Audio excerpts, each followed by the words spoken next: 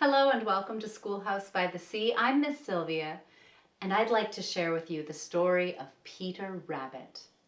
Before we begin, let's sing our welcome song to the story. Come to the circle where dreams are found. Take my hand, we'll dance around. Tra-la, tra-la, tra-la, tra-la. Round and round we'll go. The Tale of Peter Rabbit by Beatrix Potter. Once upon a time, there were 4 little rabbits, and their names were Flopsy, Mopsy, Cottontail, and Peter. They lived with their mother in a sandbank underneath the root of a very big fir tree. "Now, my dears," said old Mrs. Rabbit one morning, "you may go into the fields or down the lane, but don't go into Mr. McGregor's garden. Your father had an accident there. He was put into a pie by Mrs. McGregor. Now run along and don't get into mischief. I am going out." Then old Mrs. Rabbit took a basket and her umbrella and went through the wood to the baker's. She bought a loaf of currant bread and 5 currant buns. Flopsy, Mopsy, and Cottontail, who were good little bunnies, went down the lane to gather blackberries.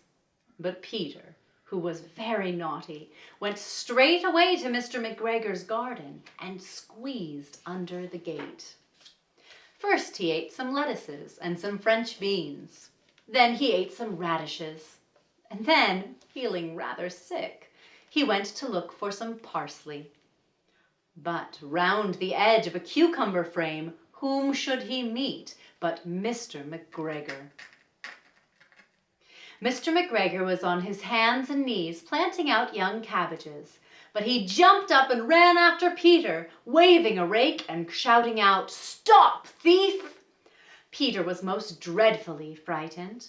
He rushed all over the garden, for he had forgotten the way back to the gate. He lost one of his shoes among the cabbages, and the other shoe amongst the potatoes. After losing them, he ran on 4 legs and went faster, so I think he might have gotten away altogether if he had not, unfortunately, ran into a gooseberry net and got caught by the large buttons on his jacket. It was a blue jacket with little brass buttons, quite new. Peter gave himself up for lost and shed big tears. But his sobs were overheard by some friendly sparrows who flew to him in great excitement and implored him to exert himself. Mr. McGregor came up with a sieve, which he intended to pop over the top of Peter. But Peter wriggled out just in time, leaving his jacket behind him, and rushed into the tool shed and jumped into a can. It would have been a beautiful thing to hide in if it had not had so much water in it. Mr. McGregor was quite sure that Peter was somewhere in the tool shed, perhaps hidden underneath a flower pot. He began to turn them over carefully, looking under each. Presently Peter sneezed, "Ka-chow!" Mr. McGregor was after him in no time and tried to put his foot down upon Peter, who jumped out of a window, upsetting 3 plants. The window was too small for Mr. McGregor, and he was tired of running after Peter. He went back to his work. Peter sat down to rest. He was out of breath and trembling with fright, and he had not the least idea which way to go. Also, he was very damp with sitting in that can. After a long time, he began to wander about, going lippity-lippity, not very fast, and looking all around. He found a door in the wall, but it was locked, and there was no room for a fat little rabbit to squeeze underneath. An old mouse was running in and out over the stone doorstep, carrying peas and beans to her family in the wood. Peter asked her the way to the gate, but she had such a large pea in her mouth that she could not answer. She only shook her head at him. Peter began to cry. Then he tried to find his way across the garden, but he became more and more puzzled. Presently he came to a pond where Mr. McGregor filled his water cans. A white cat was staring at some goldfish. She sat very, very still, but now and then the tip of her tail twitched as if it were alive. Peter thought it best to go away without speaking to her. He had heard about cats from his little cousin, Benjamin Bunny.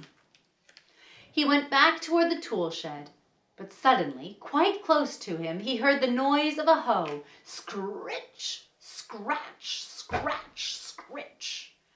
Peter scuttered underneath the bushes, but presently, as nothing happened, he came out and climbed upon a wheelbarrow and peeped over. The first thing he saw was Mr. McGregor hoeing onions. His back was turned toward Peter, and beyond him was the gate. Peter got down very quietly off the wheelbarrow and started running as fast as he could go along a straight walk behind some blackcurrant bushes. Mr. McGregor caught sight of him at the corner, but Peter did not care. He slipped underneath the gate and was safe at last in the wood outside the garden. Mr. McGregor hung up the little jacket and shoes for a scarecrow to frighten the blackbirds. Peter never stopped running or looked behind him till he got home to the big fir tree. He was so tired that he flopped down upon the nice soft sand on the floor of the rabbit hole and shut his eyes. His mother was busy cooking. She wondered what he had done with his clothes. It was the second little jacket and pair of shoes that Peter had lost in a fortnight. I am sorry to say that Peter was not very well during the evening. His mother put him to bed and made some chamomile tea. She gave a dose of it to Peter, 1 tablespoon to be taken at bedtime. But Flopsy, Mopsy, and Cottontail had bread and milk and blackberries for supper. The end.